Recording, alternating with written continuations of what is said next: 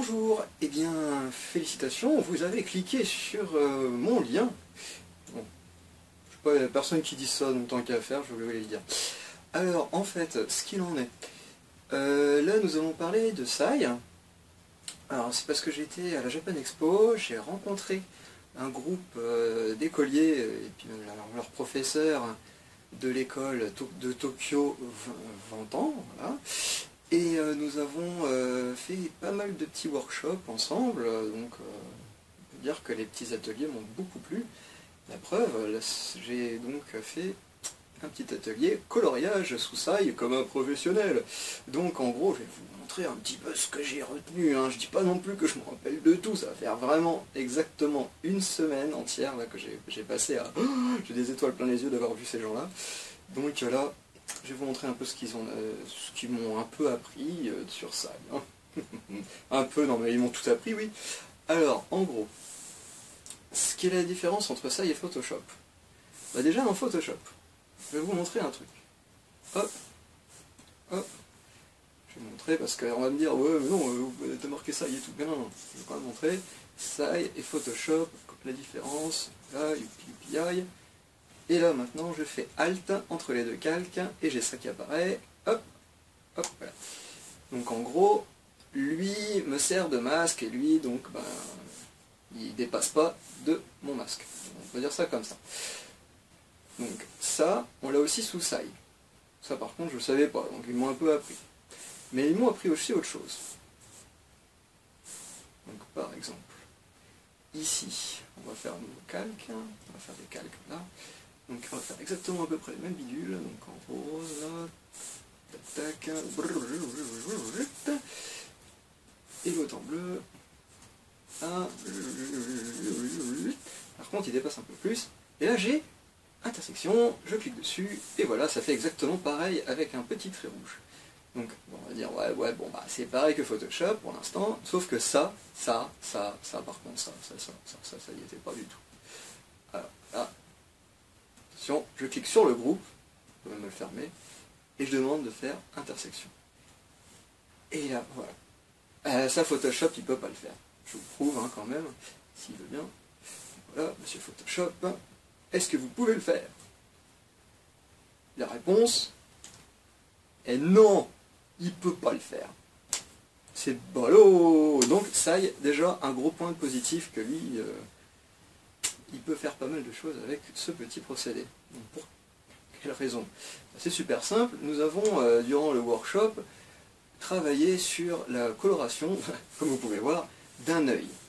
Donc, tout simplement, on avait donc nos petites palettes de couleurs, et donc on avait aussi les éléments.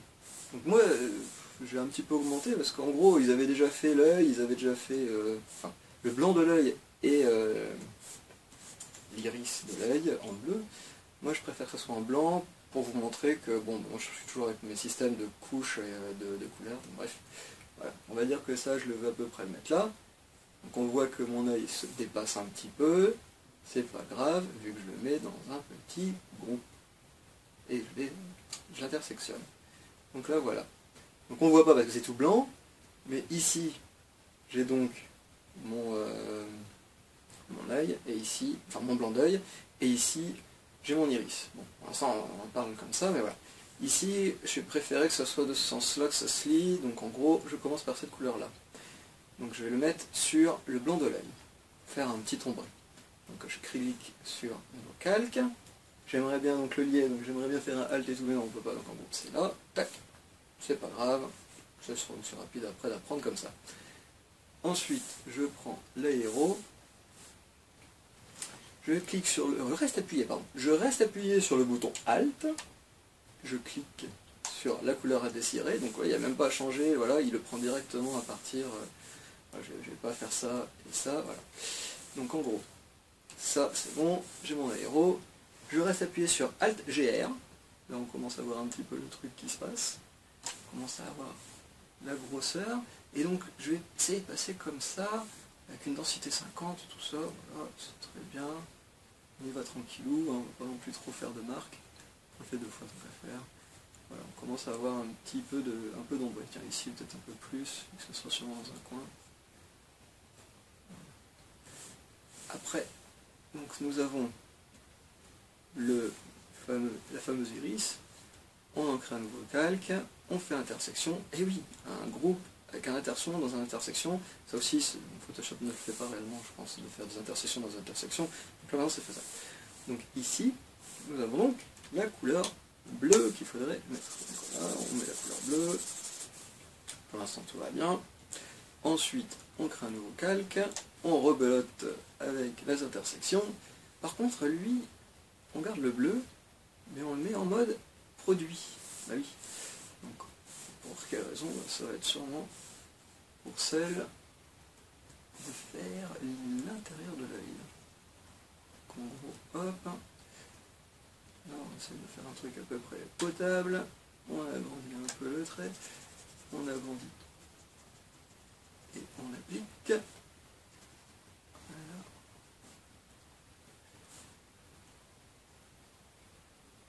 Et on essaye de faire tout doux, tout doux, tout doux. Vous pouvez même mettre un petit coup d'aéro hein, pour atténuer un peu la chose. Voilà, ça va faire un peu plus doux. Et donc, nous avons donc ça, tout va bien pour l'instant. On va passer à celui qui est là. Donc là par contre je vais le mettre en dessous. Pardon, c'est vrai quand même que j'étais un peu trop vite. Mais c'était surtout pour garder le même bleu en fait. Comme ça, maintenant, je vais passer au rose, hein, avec l'aéro, comme ça je garde l'aéro, c'est très très bien. Bon, je vais mettre un peu plus gros, ce sera plus sympa. Voilà. Petite touche quand même un peu. Et donc cela, on peut voir si on veut le mettre en superposition pour que ça soit un peu plus doux et tout ça. On peut même jouer avec un peu l'opacité pour si jamais c'est trop fort pour vous. Ça dépend ensuite de l'environnement de votre personnage. Alors, donc nous avons un petit commencement d'œil, avec, si possible, des petits reflets quand même. Alors, les petits reflets, ils vont être mis en mode de superposition, voilà, bon, mode de fusion, superposition, c'est vrai qu'à chaque fois j'ai mode, mais là qui vont, mais qu'est-ce qu'il dit? Hop, je rétrécis un petit chouïa. Et là, via ce qui m'a été créé, je reste appuyé sur Alt, je clique.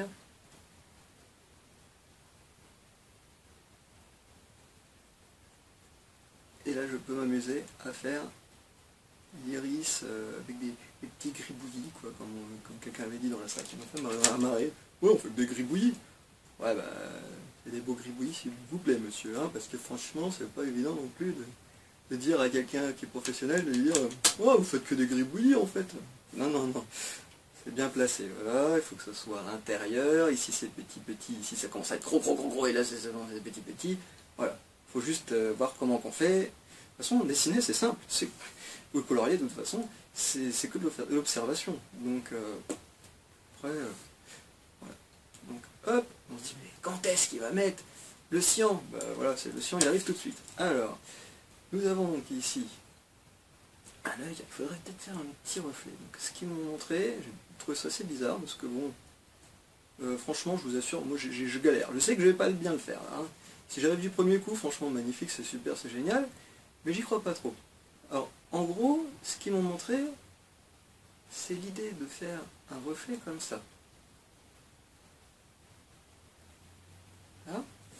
Après, on prend la gomme, et on soit bien sûr en densité 50 pour que ça soit assez doux quand même. On essaye donc d'atténuer tout ça. Là, voilà. Voilà. Et ensuite, on met un petit coup d'opacité. Donc c'est comme ça qu'ils m'ont montré le reflet de l'œil. Je me dis, tiens, c'est bizarre. Pourquoi pas, c'est vrai quand même que le petit côté... ben, l'œil est quand même assez bombé, quoi. Donc ça peut reprendre cet effet-là. Donc ça, ouais, bon, ils m'ont appris un petit truc. Pourquoi pas? Peut-être reprendre, je ne sais pas. Ensuite, nous avons donc fini l'œil. Donc nous allons passer maintenant à une petite décoration d'autour de l'œil. Donc on va essayer d'être au-dessus. Donc ici c'est mon line art, hein. J'essaie quand même de travailler en dessous. Hop, un petit coup de crayon. Et là, toc, en blanc. Et on va se mettre un peu plus petit. Là. Donc là c'est le petit reflet, on va dire, de l'œil qui brille un peu. Là il faudrait donc un petit coup de maquillage. Donc j'appuie sur Alt et je prends la couleur, on va dire, la plus dominante. Pour moi c'est celle-là qui est la plus cool. Pour moi c'est celle-là. Je me dis que c'est celle-là. J'ai peut-être tort. Hein. Hop, je les mets par contre celui en dessous. En dessous, voilà. Et je vais mettre un peu plus petit l'œil, parce que sinon ça va pas aller. Et donc l'idée, wow, j'étais un peu trop fort. Hein. Peut-être la densité un peu moins. Voilà. C'était un sorte de petit maquillage en fait qu'ils avaient fait. Et moi ce que je trouvais ça assez classe, c'est que ça faisait comme si c'était le bleu de l'œil qui brillait, pas non plus, mais qui bave un peu. C'est un peu comme lorsqu'on prend en photo et puis qu'on zoome, des fois on voit que les couleurs bavent entre elles. Donc bon, ça faisait ce petit style, tu vois, c'est le petit allez, je rajoute un petit truc. Et qui fait tout, hein, franchement, quand on le voit bien de loin, ça fait pas mal.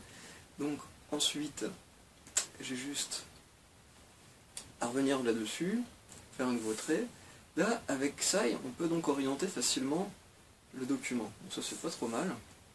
Comme ça j'en profite pour reprendre le cyan que j'avais, voilà, pour faire un trait là,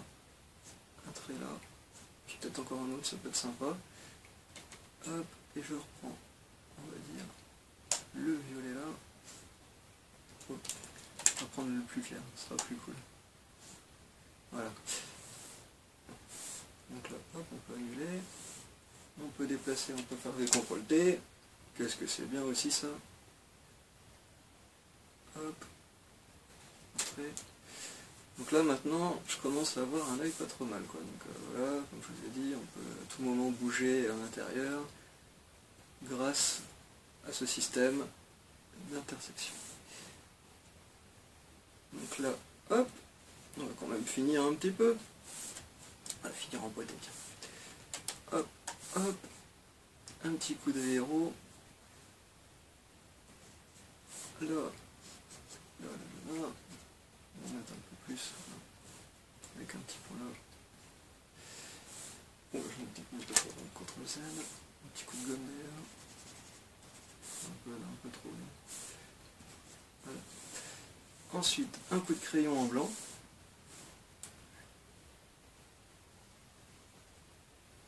Donc avec la fameuse petite forme qui disent à chaque fois, une sorte de carré un peu transformé en triangle. Voilà. Avec un petit coup d'aéro quand même pour dire qu'il est quand même blanc. Et ensuite, en superposition, avec pourquoi pas un peu d'alpha s'il faut, pour avoir ce petit côté, il y a quelque chose qui se passe. Sinon on peut le remettre en normal si vraiment vous voulez garder le bleu, mais c'était juste pour avoir une petite touche de bleu là. Donc on peut donc dézoomer pour voir un peu le rendu. Donc j'ai regardé ce que j'avais fait avant, voilà. Je me suis dit bon bah je vais quand même en faire un, voir ce que ça rend, et donc en gros, ouais c'est à peu près la même chose. Un peu plus léger que lui, mais bon. En gros, c'est exactement la même chose. Hein. Voilà, je clique de l'un à l'autre, c'est à peu près les mêmes calques. Hein. Donc voilà. Voilà comment ils font, eux, pour coloriser Susai. J'espère que ça vous a un petit peu plu et que ça vous a appris quelque chose. Allez, sur un autre tuto.